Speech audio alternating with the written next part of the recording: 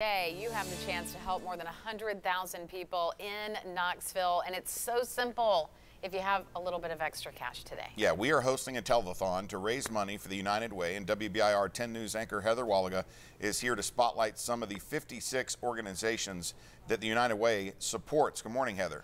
Russell and Abby, good morning. A lot of organizations in our area rely on help from the United Way to support their programs and to improve our community. Organizations like Second Harvest Food Bank. United Way helps fund their Healthy Food Initiative that distributes high nutrition groceries to people in need across East Tennessee. Second Harvest serves 18 counties, spanning nearly 8,000 miles. United Way also partners with Centro Hispano on their children's program.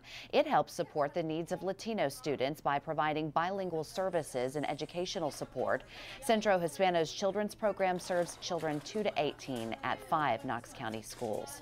United Way also partners with the Boys and Girls Club on several of their programs. They educate students on the importance of healthy lifestyles, furthering their education and improving their skills. United Way gives hundreds of thousands of dollars to the Boys and Girls Club every year.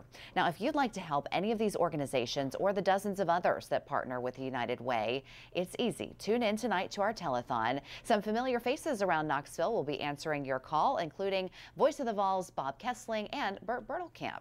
Our telethon runs from 4 to 6:30 tonight right here on Channel 10. You can also donate at WBIR.com. Abby and Russell?